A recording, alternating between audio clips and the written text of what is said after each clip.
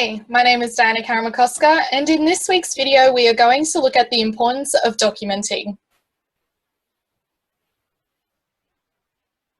This video will cover why documentation is important. It will look at different types of documentation, the considerations we need to make when we are documenting things, and the implications in both the legal and medical practices that documenting can have.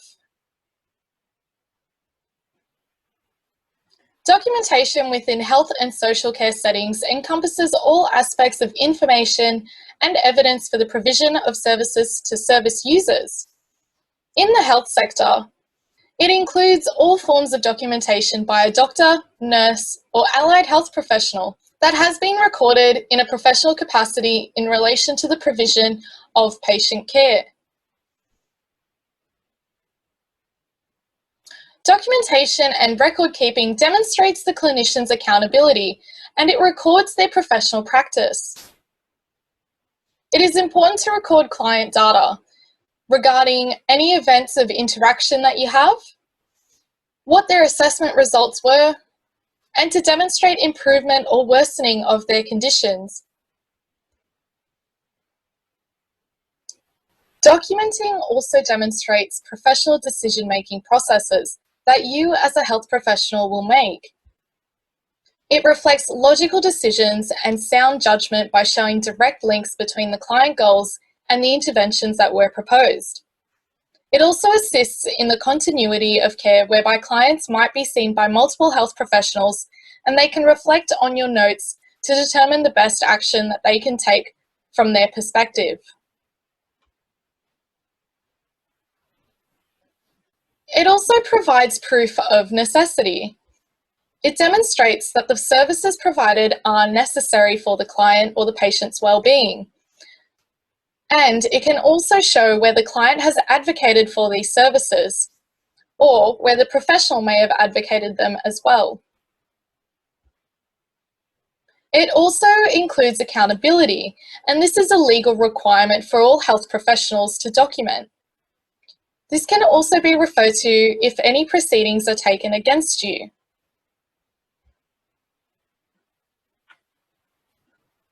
So in the event of legal action, client notes become legal documents. They can be called up as evidence in any trial or case.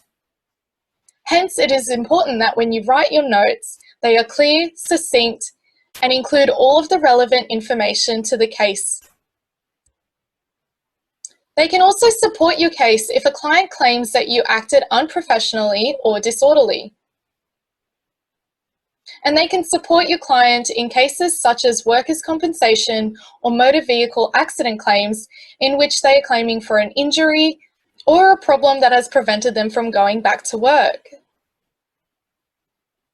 Poor documentation reduces the opportunity to demonstrate good and bad practice, and this is why we emphasize the use of documentation in all fields.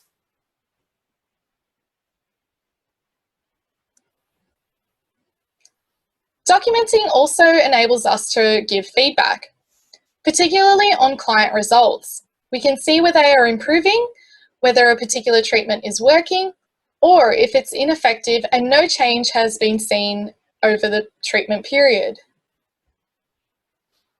It can also aid in eliciting change, where you can develop new policy or directives in health initiatives.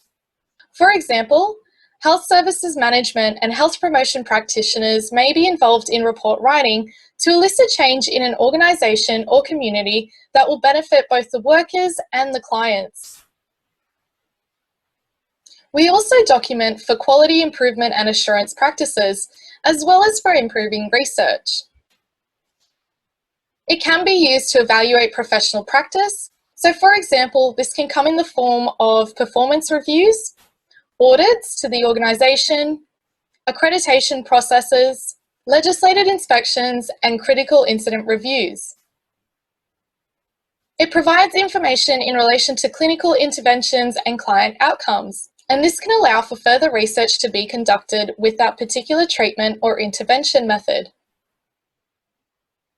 It can also be utilised to obtain accurate research data. That is, it will inform evidence-based practice, so where we take research and apply it to the real world in a practical setting.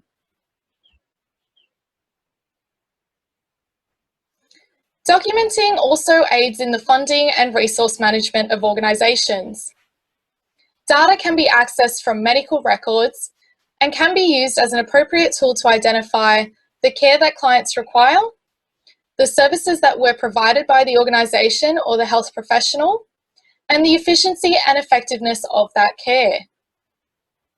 These factors may impact on the funding that is given out by government or charitable foundations, and also resource allocation by the organisation itself as to which health professionals will be working in certain areas and with particular clients.